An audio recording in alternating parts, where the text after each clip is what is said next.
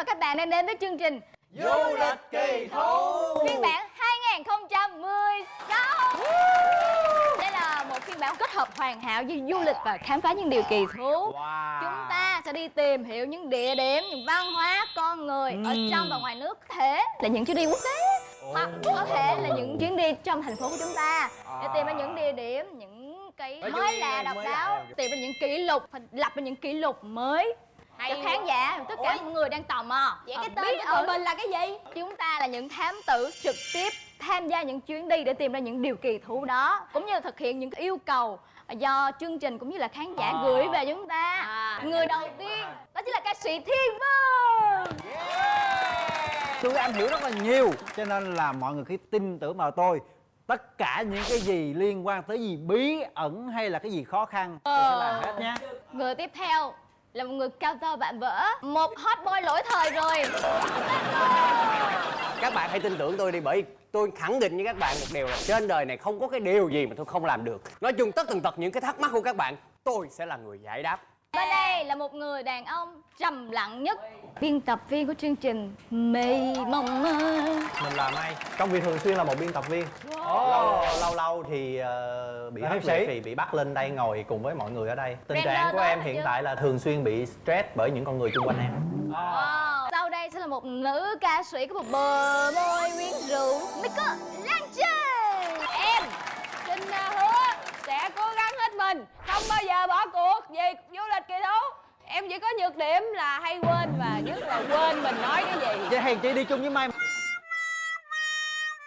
Nè nè, hết người ghép đôi rồi, ghép đôi em với May, bộ mấy người ghép. Nói chung là hai bạn cũng đang là trong tình trạng gọi là ế như nhau, cho nên là các bạn hãy tới với nhau, đó là chuyện bình thường. Đó là mong muốn của các bạn, không phải mong muốn của... Nhưng mà có ý kiến là tại sao mà 4 người ngồi ở đây mà một người ngồi ở đây là sao? Đúng Đúng rồi. rồi, cái bàn đó hơi bị đặc biệt nha. Tôi xin tự giới thiệu, tôi chính là thư ký của chương trình này. Tôi chính là người cầm búa nảy mực. Mực ở đâu? Búa nảy mực Để tìm ra người nào thích hợp để đi thực hiện những cái nhiệm vụ ngày hôm nay. Cái nhiệm vụ đầu tiên sẽ là một nhiệm vụ hết sức là quan trọng. Đó là thực hiện ước mơ của tôi. Trời ơi! Từ nhỏ Sinh Thanh có một ước mơ bay bổng. Nhưng mà không phải là bay bằng máy bay. Thanh ước một rừng bong bóng có thể đưa Sinh Thanh nhấc bổng Sinh bay lên. Không phải là một mình Sĩ Thanh mà tất cả các quý vị khán giả cũng đang rất là tò mò xem nếu mà muốn nhấc một người bay lên thì cần bao nhiêu quả bóng bay, ai sẽ là người xung phong thực hiện nhiệm vụ đó. Theo tôi nghĩ á, là để thực hiện nhiệm vụ này á, trước tiên nên đưa một cái người nhẹ cân. Đúng, một người sáng nhất ở đây. Để tiết kiệm tiền bong bóng, hiểu không? Miko. Miko xung phong ghê vỗ tay. Miko xung phong giới thiệu May hợp với cái nhiệm vụ này. May là lang thang bay lãng đãng ở trên trời, bay sẵn ở trển rồi. Hợp lý. Không có hợp lý chút nào hết. Đừng có mà nhầm lẫn giữa cái biệt danh với cái khả năng. Thôi, Nó không có liên quan với nhau hết trơn. Rõ ràng May là luôn luôn có tâm hồn bay bổng đúng không? Tâm hồn nó khác với thể xác anh. Nếu mà ai ủng hộ May đi ra thử thách cái nhiệm vụ này thì chúng ta sẽ đưa bảng đỏ lên. Còn ai mà không đồng ý thì đưa bảng đen lên. Ok. Bây giờ 1, 2, 3 bắt đầu. Trời ơi. Mời May. Dạ vâng, tôi là biên tập viên May. Hôm nay tôi nhận nhiệm vụ này. Tôi xin hứa sẽ dùng hết khả năng của mình để hoàn thành nhiệm vụ. Và để tăng thêm khả năng thành công cho nhiệm vụ này, tôi sẽ nhờ tới một sự hỗ trợ cực kỳ lớn từ một người bạn cũng rất là lớn. Người bạn đó là ai? Chờ theo dõi đi biết.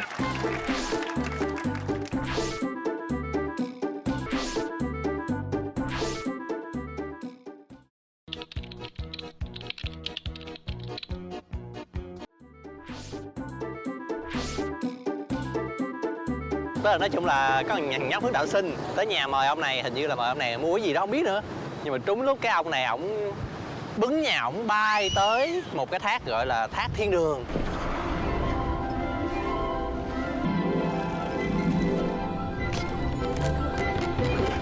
Vậy là cuối cùng là May là đi với Adi hả? Adi là cái anh Adi. Trước May với Adi là có tham gia chung, là bây giờ làm sao?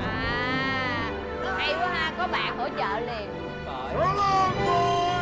Theo như May á, thì để mà nâng được cái ngôi nhà và bay ngôi nhà lên á, thì ông cụ đã dùng bao nhiêu quả bóng bay?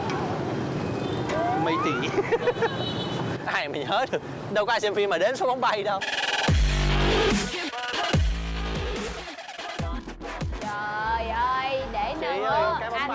tiền là Thôi thôi, ơi. Hai bao chục nhiêu đây không đủ rồi. cái ông May này không biết tại sao tự nhiên ông đi nhờ cái ông bạn mập để ông Người nào ốm mà đỡ. con này đúng nó là chỉ có suy nghĩ của May mới làm được những cái điều đó. Mày nhìn này. Thấy rồi. Thì hỏi vậy thôi mà. Tôi thiệt tình là nhiệm vụ này khó quá. Lâu lắm rồi không chơi bóng bay á. Cái con này sao nó thích mình rồi nó bay bám vào mặt mình không nè. Hồi nãy đi nói làm sao giờ buộc cái gì vô. Đó rồi. Cái gì vô à? Buộc cái gì đó rồi sau đó mình cân cái gì đó. Bây giờ mình buộc hai bóng này lại với nhau. Có hai bong bóng mà làm sao mà bay lên nổi. Người ta đang tính với một cái bong bóng mình sẽ nâng được ba trọng lượng bao nhiêu đúng không? Cái phần mà May đang để tôi bay có thể là 100 gram chẳng hạn. Gỗ như vậy Mà mình phải suy nghĩ thì toán học phải buộc. Lý quá ha. Rồi đó mình bạn phải học suy chuyên nghĩ gì vậy? lại. toán học giờ toán xạ ra Chuyên lý nè, mày nói micro nè. micro tính được không? Bây giờ đo lên. Không có được. Rồi mày sẽ giữ. Đây nè, như vậy này. À giữ. Mỗi quả bóng này là cái Mày lượng sẽ không giữ, khí mày trong đang bóng giữ. nó cũng khác nhau nữa chứ Phải bộ. không? Phải. Đâu có thể mà từ đó mà suy ra được. Thả ra. 40.000 nha, 40.000 của tôi nha, đừng để nó bay quá.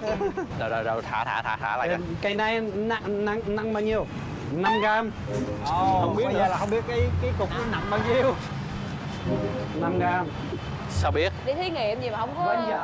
Không nhưng mà cái này Cái nó dụng tối đa cụ nó gì có hết thể trơn. đi khiêng được chưa? Mày có cái gì để đeo đây không? Thí dụ treo trong cái khẩu trang nữa thì sao? Bay. Rồi. Vậy giờ bỏ thêm nè. Khẩu trang nữa. Hả? Trời ơi, coi hai cái khẩu trang mà thừng luôn đó hả? Miếng gỗ với lại 2 khẩu trang. À rồi. Hết. Vậy là một thanh gỗ và một cái khẩu trang. Bây giờ làm sao biết được cái thanh gỗ này và cái khẩu trang này nặng bao nhiêu? Cân ra. Đúng rồi. Thôi, một cái thanh gỗ với một cái khẩu trang mà cái cân mà như thế này á là không cân được nha. Phải cân tiểu ly. Tại vì nó nhỏ quá. Cái đó mình phải cân bằng cái cân điện tử Ví dụ á. mình sẽ cân cân nặng của mình. Cái Gì? gì? Cái cân trang sức kìa. Cửa hàng. Trang sức. Rồi giờ là tới cửa hàng trang sức để nhờ cân thử. Cân Hay gì? á.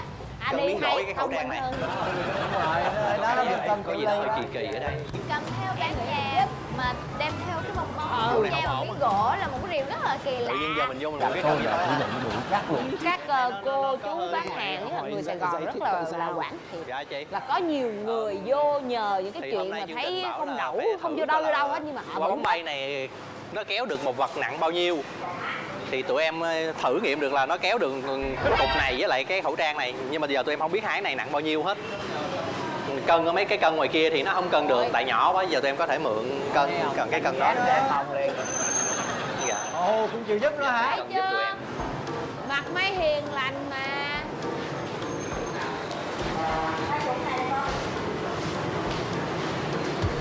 Cây này nặng bao nhiêu? 5 gram. Không biết nữa. Ôi, bao nhiêu? 30 gram hả? 1 gram 30. 1 gram 30. Nặng ghê vậy. 1 gram 30.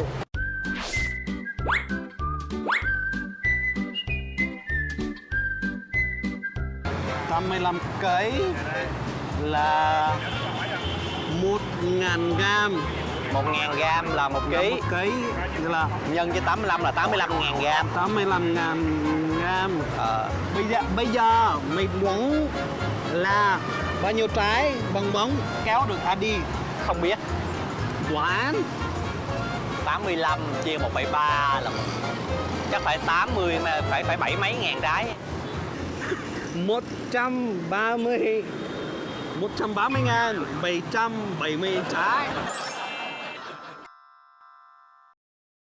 Nếu mà muốn nhắc Adi lên 2 tỷ đồng bóng bay. 2 tỷ 615 triệu 400 ngàn Việt Nam đồng. 2 tỷ. Để thực hiện ước mơ của cô thôi mà hả? Mắc tiền quá cô ơi. 2 tỷ 300 triệu. Bỏ qua. Bỏ. Trời ơi. Vâng, để thực hiện nhiều ước mơ của Sĩ Thanh thì bây giờ May quay về đây để yêu cầu thêm một sự hỗ trợ nữa. Thì bây giờ May chỉ cần 2 tỷ để May ơi, bây giờ nha, nếu mà mua sỉ á, thì là nó bớt 200 nhiều triệu rồi. đó. May biết là ngay đầu tiên mình không thể nào mua một đống bong bóng về rồi thử hoài gì không thể nào mà đủ tiền được. Đúng rồi. Nên đầu tiên là phải mua ít trước, mua 2 trái, buộc vật nặng vô, kéo lên được bao nhiêu như mọi người thấy á. Thì May không thể nào tìm được những quả cân nhỏ chút xíu được. Cho nên thay vì những quả cân nhỏ nhỏ thì May sẽ tìm một cái vật nó nhẹ mà nó thông dụng. Cái khẩu trang giấy đó mua rất là nhiều, mua nguyên hộp luôn. May Cứ 40 việc ngàn. bỏ vô. Kiểu như là May là hoàng tử khẩu trang luôn đó. Vậy theo suy nghĩ của May thì cái ước mơ của nữ hoàng ước mơ này có thực hiện được không? Có khả thi không? Chỉ cần 2 tỷ. Mà Em chưa hiểu. kể là có những cái nguy hiểm với một số lượng mà bóng lớn và khí heli bơm rất là nhiều như vậy, Nhiều. lỡ một cái Xí, một xí, mồi xí. lửa thôi. Có một chút kiến thức khoa học ở đây, đó là lên cao không khí càng loãng, bóng sẽ càng nở ra, thì có nghĩa là lên cao có nguy cơ bóng nổ, Sĩ Thanh có nguy cơ rơi xuống. Đẹp. Ước mơ đó nó chỉ có thể thực hiện qua phim hoạt hình thôi. Còn ngoài đời thì khuyến cáo luôn là đừng nên thực hiện. Rồi, nhiệm vụ kỳ rồi mình không thực hiện được. Bây giờ chúng ta sẽ qua cái nhiệm vụ tiếp theo. Đây là một nhiệm vụ do bạn khán giả gửi và yêu cầu chúng ta thực hiện. Chúng ta sẽ hết mình về thư của thính giả. Thân gửi các thám tử của chương trình du lịch kỳ thú. Tôi và các bạn của mình gần đây có xem một chương trình truyền hình và đặc biệt ấn tượng với một bạn nam có biệt danh người không xương. Trời, khi thấy bạn ấy có thể vặn và xoay chuyển các khớp người ngược lại so với bình thường và cử động rất là linh hoạt. Sau khi xem chương trình thì một người bạn của tôi đã khẳng định rằng chỉ cần tập luyện một thời gian là được và muốn thử sức. Trong khi tôi và một số bạn khác cản vì chúng tôi đều nghĩ rằng đã bước qua tuổi trưởng thành thì khớp xương đã định hình thì không thể thực hiện được. Chắc chắn là bạn này có cấu tạo xương khớp bẩm sinh khác với người thường. Vậy đó hả? Nên nếu bạn tôi có thể sẽ dẫn đến chấn thương nặng. Mong thám tử hãy giúp tôi tìm hiểu phân định xem ý kiến của ai mới là chính xác. Có nghĩa là khán giả muốn mình đi tìm hiểu cái việc mà cái người không xương đó là có cấu trúc xương nó có giống như mình hay không. Có thiếu đi cái khớp nào hay không? Cái quan trọng cái người không xương ở đây là ai vậy? Đúng, xương mình đó phải là- điều tra. Theo như thông tin từ ban tổ chức gửi cho Sĩ Thanh thì cái người không xương này đã từng được coi là bạn trai của chị Cát Tường. Trời, gì cái từ gu lạ quá. Tại ra tự nhiên chị Cát Tường lại thích một cái người mà không có xương ta. Mới lạ. Để đưa ra một quyết định người có thể thực hiện nhiệm vụ này thì sau đây trong những người ở đây thì người nào có thể dẻo dai rồi có thể linh hoạt. Mày Xíu, xíu, xíu. mày có ý khác. Thử gì Thanh? Tôi Muốn nói là trong quá trình làm việc thì tôi biết ở đây bạn Không được nói. mấy cô đang tin là dẻo nhất. Mấy cô chỉ cần biểu diễn một cái động tác thể hiện dẻo dai của mình.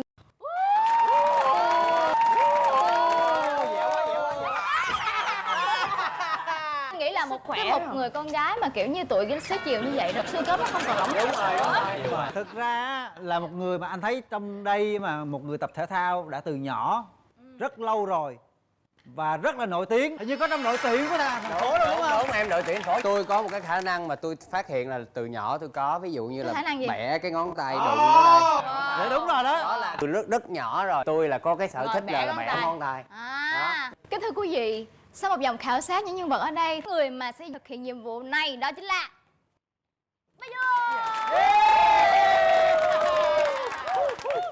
Bây giờ hãy bước lên bục và tuyên thệ. Kính thưa các quý vị khán giả, tôi là Bá Dô.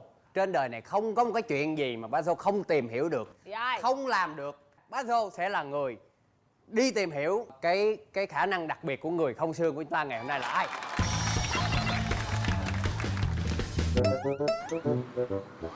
Gì vậy? Kiểu như là khởi động trước khi thực Chắc hiện các đó bạn hả? đang thắc mắc coi tôi đang làm cái gì. Tôi đang luyện tập. Tôi đang luyện tập làm sao để cơ hông tôi thiệt khỏe. Khớp hông tôi có khả năng xoay chuyển 360 độ.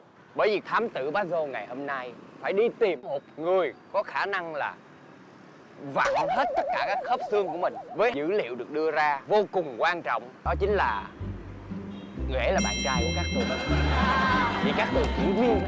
Bạn trai của em á. Đấy, được rồi. Alo. Chị Cát Tường hả? Em Bá Dô đây. Chị đây. Chị yêu, cho em hỏi chút xíu nè. Dạo này em nghe nói là chị chị rất là yêu đời bởi vì chị đã có tìm được một người yêu cho bản thân mình đúng không nè? Chương trình có đồn là chị đã làm quen được với một chàng trai đấy vô cùng đẹp trai và có một cái khả năng đặc biệt đó là vặn hết cái khớp xương của mình. Chị có biết người đó là ai không ạ? Thanh Hà. Thanh Hà hả chị? Có biết nhà cửa ở đâu, số điện thoại nhiêu không? Không. Chủ hoàng vậy luôn á hả? Em cảm ơn chị. Đã có manh mối. Người không xương, tên Hà. Ủa biết cái tên rồi, để sao đi tìm trời? Không biết đi chị. Người ấy tên Hà. Thông minh quá, bây giờ thông minh quá. Bạn trai của chị Cát Tường biểu diễn người không xương. Cái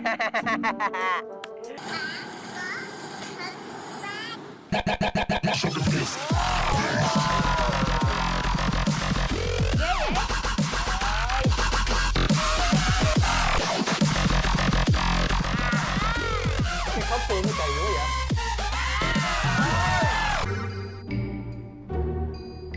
Không được em ơi, nguyên tắc chương trình chị không có cung cấp Rồi, xong. thí sinh cho người ngoài được nha.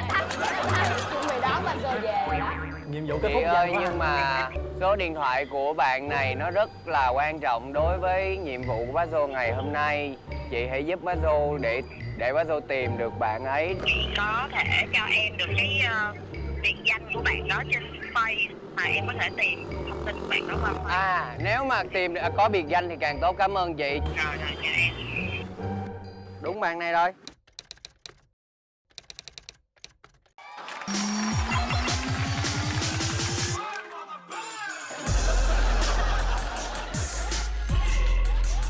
Ôi ôi. Trời ơi. Chào bạn. Xin chào.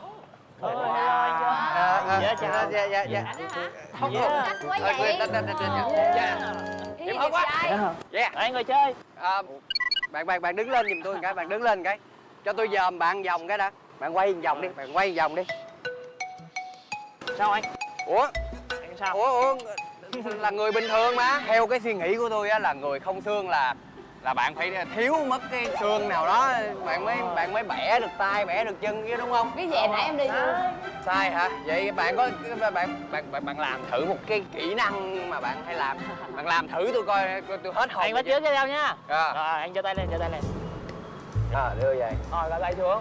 Đây xuống. Rồi quay một vòng. Quay về. Sao xoay được?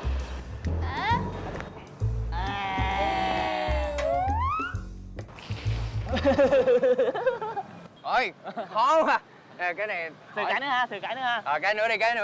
Nhiều khi cái đó là kỹ năng cao Dạ, á. dạ. Kỹ năng dễ hơn. Hai tay. Hai Nắm tay. vô. Nắm vô. Rồi. Giơ lên cao. Hạ xuống. Rồi giơ lên cao. Hạ xuống. Quay một vòng. Quay một vòng. Cái gì vậy? Cái tài năng này của mình là bẩm sinh hay là rèn luyện mình tập? Mình tập luyện đấy anh. Tập luyện. Dạ vâng. Để tập luyện cái này chắc phải là khổ luyện từ nhỏ đúng không? Từ lúc mà xương mình còn dẻo á. Năm nay bạn bao nhiêu tuổi rồi? Em hôm nay 21 rồi. 21 tuổi tức là có nghĩa là tôi theo phỏng đoán là bạn phải tập nó 17 năm. Được không? Phải không? Cao quá. 10 năm. Cao thế. 5 năm. Cỡ đấy. Về cái luyện tập này thì đầu tiên từ những bài tập cơ bản đó là bạn làm những gì? Cơ bản là lúc này em làm động tác lúc này đấy. Lúc này là cơ bản hả? tuổi hả? Trời ơi, tôi không có tin đâu. Từ trước tới giờ là cái môn gì tôi cũng có thể bắt chước được hết á. Vậy mà cái này bạn làm lại một lần nữa. Bạn làm cho tôi một cái bài đi, một cái bài nhảy ngắn thôi. Để tôi nhìn theo cái nào tôi bắt chước được tôi sẽ làm. Tập ha, bây giờ cái tay của anh này đấy. Tay anh. Để vô. Giống con gà không? Giống con gà. Tay nữa này. Vô. Tay vô. Vô được không? Thẳng thì được nè. Đâu người ta làm khướng ở phía trước luôn kìa thấy không? Trời giỏi làm nhau cứng nhau luôn á hả? Nó cứng. Được không? Rồi bây giờ chân rồi ha. Chân. Anh có muốn để chân không? Không có chuyện gì trên đời này mà tôi làm không được hết á. Thì anh sọt chân đi, Rạc chân gì? Hình như mặc cái quần này hôm nay nó hơi túm á. Không được, mình ok. mà làm cái gì nó về khúc đầu gối đi. Đầu gối đi. Hết tay tới đầu gối à. Vậy đi dễ mà. Cổ chân nhá. Lên cao. Hạ xuống. Lên cao. Lên cao. Vô. Vô. Ra. Đấy, từ từ được. Cái gì vậy? Ui ui ui ui. Ui. Bình tĩnh anh ơi. Lại. Khoan xí nè. Làm gì? Anh trật khớp em. Làm quá đồng kỹ mà. Rồi. Ông. Okay, tôi vẫn quả quyết một điều. Không cần phải lại luyện tập nữa. Tôi nghĩ là cái này bẩm sinh mới có được. Rồi anh nhìn nhé. Ôi đã vậy sao cho em đi cái này. Rồi.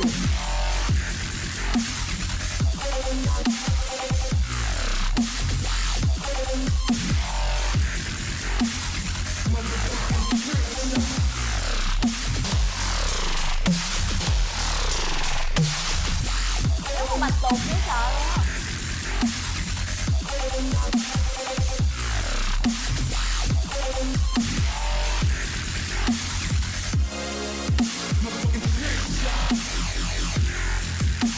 Wow. Công Bình.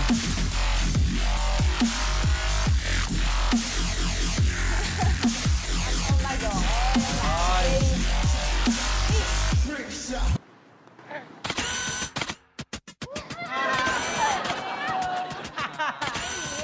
Kiểu như cơ thể rất nặng nề luôn á.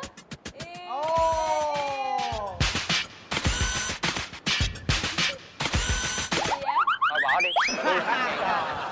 Cái chỗ này nè. Cái chỗ này là cái vết sẹo là cái vết mổ đúng không? Đúng rồi anh ơi. Bạn mổ bạn lấy xương ra phải không? Bạn lấy xương ra bởi vì bạn mới làm được mấy cái này đúng không? Sai rồi. Cái này là vết mổ khác. Cái này là em bị bệnh tim ấy. À bị bệnh tim cho nên phải mổ. Trời ơi, sao bị bệnh tim mà làm hay Bẩm vậy? sinh mới có được. Sinh là sai. Bẩm sinh mới có được. Tập luyện mới được. Thương khớp mà chứ có phải là banh mũ banh đồ đâu mà có thể bẻ được đúng không? Tôi cần phải kiểm chứng. Tôi dắt bạn đi vô khám bác sĩ. Khám bác sĩ để xem bạn có thiếu Không như ngoài mất cốt, đi cái không phần được. khớp Ý là nào kiểm không? tra xương Hay phải là không? mình thiếu mất khúc xương nào không? Bởi vì mới làm được chứ. Đâu có cái chuyện mà đơn giản tập luyện là được. Đi theo bác sĩ. Ok đi. đi. Rồi bây giờ mình đang có mặt tại phòng khám của bác sĩ Anh Thư nha. Dạ con chào bác sĩ ạ.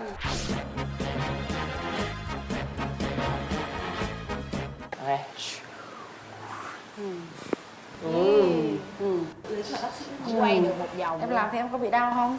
Cũng bình thường. Bình thường, dạ thưa bác sĩ, con nghĩ là đây là một cái khả năng bẩm sinh. Cái xương khớp á, mà muốn làm được những cái điều này thì theo con nghĩ á, là phải từ nhỏ. Khi mà xương nó còn đang dẻo thì mới làm được điều đó.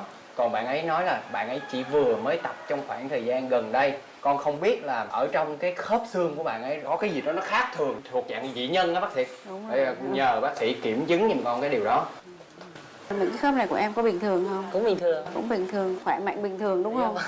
Em thấy mình làm được như thế là lâu chưa? Từ nhỏ mình có biết không hay là Từ nhỏ không. không biết, không để ý. Bạn ấy có một biệt danh là người không xương. Đó. Không, xương của bạn đẹp này mà. Đó. Thì bởi mới nhờ bác sĩ là kiểm chứng. Biệt danh của bạn gọi là người mềm dẻo hay là cái gì chứ gọi là người không xương, đúng, nó xương người ta đẹp Người ta có xương. Trên TV thỉnh thoảng mình cũng nhìn thấy cũng có những người thế, có người ta gấp cái người người ta vào trong một cái vali. Thì em cũng chứng như thế. Bạn phải có một cái khả năng, tại vì thực sự thì cái khớp của mình nó chỉ có một cái khả năng vận động một cái biên độ nhất định thôi. Dạ. Ở một số thí dụ nó là tối đa, thí dụ nó là một góc 180 độ chẳng hạn. Dạ. Tuy nhiên thì cũng có những người nó có một cái thực sự nó là một bệnh lý đấy. Thì cái bệnh lý đó thì nó ở những cái người mà người ta không được khỏe mạnh lắm, cái khớp nó lỏng lẻo, người ta rất dễ bị chật khớp, hơn tí là người ta chật khớp. Thì đó là những cái nhóm bệnh lý mà người ta phải chữa đấy. Tuy nhiên thiệu thể của bạn này nó không nặng. Thì làm tự nhiên tạo cho bạn một cái khả năng, đúng không? Chứ bạn là một người bình thường nhưng bạn có một cái khả năng một chút, tức là do cái khớp của bạn cái khả năng nó tốt hơn. Nó là cái khớp nó tăng động, tức là khớp nó tăng cái khả năng hoạt động của người ta ra. Ví dụ như nếu như là con này, theo cái sự nghiên cứu lâu của bác sĩ thì bác sĩ nghĩ là nếu như con cũng tập giống như bạn đó, cố gắng tập thì con khoảng bao lâu thì con có thể bẻ được cái... Không phải người nào cũng tập được đâu. Thí dụ em tập làm sao làm được? Tại vì khi cái dây chằng nó khi dây chằng của bạn em giãn được, nhưng dây chằng của em không thể giãn được ở cái mức độ đó. Và em có tập bao nhiêu chăng nữa em không thể làm như bạn được, nó sẽ là nguy hiểm. Tại vì nếu cái khả năng cái khớp của mình, cái dây chằng của mình nó không có co giãn được thì nó sẽ chật cái khớp, nó sẽ tổn thương cái khớp. Bạn ấy cái không xương là sai là do luyện tập, vừa luyện tập vừa kết hợp với một cái khả năng hơn người khác. Thôi tới đây thì con tâm phục khẩu phục rồi. Rất cảm ơn bác sĩ đã kiểm chứng giúp con cũng như là tất cả những khán giả đang xem chương trình du lịch kỳ thú điều này. Mới đầu tôi đi tôi cảm thấy là hào hứng lắm, bởi vì tôi nghĩ rằng là cái gì trên đời này tôi cũng có thể làm được. Nhưng mà thật sự khi mà gặp bạn ấy, bạn Thanh Hà, thì qua quá trình luyện tập tôi thấy là cái điều đó là cái điều tôi sẽ không bao giờ làm được. Cái việc đó nó cũng rất là nguy hiểm. Nếu như mà mình ép mình quá vô cái bẻ xương bẻ khớp đó thì nó cũng sẽ ảnh hưởng rất là lâu dài. Theo ngay cả bác sĩ cũng khuyến cáo là đừng có nên làm điều đó. Quay trở lại chương trình giải đáp thắc mắc của bạn, thì câu trả lời của chương trình là thực ra bạn Hà đó hoàn toàn có xương cốt rất là bình thường, là bạn đã trải qua một quá trình tập luyện rất là gian khổ trong 5 năm trời, và kết hợp thêm một phần cơ địa của bạn đó là một cơ địa cũng rất là đặc biệt, cũng rất là khác người, cho nên hai cái cộng lại vừa luyện tập và vừa có một sự đặc biệt khác người đó, bạn đó trở nên dẻo như vậy. Đó là câu trả lời của chương trình. Bây giờ là phần hết sức là quan trọng, đó là phần bầu chọn. Hai người đi thực hiện nhiệm vụ thì nhiệm vụ của người nào sẽ hay hơn, xuất sắc hơn, hấp dẫn hơn thì người đó sẽ chiến thắng, sẽ trở thành thám tử của tuần. Đây, màu chúng đỏ, ta đội có đỏ hai nè. cái bảng màu đỏ và màu đen, cũng như hình thức như hồi nãy. Nếu như ba Mây thực hiện mà cảm thấy hấp dẫn thì mọi người sẽ đưa màu đỏ, còn dở quá thì đen. Bây giờ sẽ tới lúc mình bỏ phiếu cho bạn Mây lơ lửng. 1, 2, 3. Ôi, Thủy Thành bỏ phiếu cho Mây hả? Bạn Mây đã đi thực hiện ước mơ của tôi cho nên tôi rất là cảm kích. Còn tôi Nhưng thấy mà những là người còn Mây lại thì có lẽ như là Nãy giờ ủng hộ tôi quá trời mà. cuối cùng tôi cũng đâu thấy được ai bay lên được. còn bây giờ tới phiên Hot Boy lễ thời tá dưa. 1, 2, 3. Tôi dĩ nhiên Có nghĩa là Pedro sẽ là người nhận được huy chương của tuần này, cho nên thám tử của tuần. Mọi người cho một tràng pháo tay. Tàn tàn tàn. Nói công bằng hay là nhờ bạn Thanh Hà đó chứ không phải nhờ Pedro đâu nha. Thì bây giờ chúng ta thực hiện nhiệm vụ tiếp theo. Anh ơi, tới lượt hai đứa mình đó. Bây giờ trên tay của Thanh là 2 phong bì thư của 2 bạn khán giả, có nghĩa là chúng ta sẽ có 2 nhiệm vụ được giao. Tôi sống ở quận 3 thành phố Hồ Chí Minh. Tôi nhớ hồi nhỏ trước nhà tôi thường thấy có người vá xe bằng cách ép lửa. Khi tôi lớn lên, người thợ sửa xe đã đi đâu mất. Những chỗ vá xe khác không còn vá ép nữa mà dùng miếng keo dán. Tôi vẫn luôn thắc mắc từ nhỏ và ép bằng lửa làm thế nào, và không biết giờ còn ai vá và ép bằng lửa như vậy không? Nhờ chương trình tìm hiểu giúp tôi. Dạ. Câu tiếp theo là cái gì, có khó khăn hơn hay như thế nào?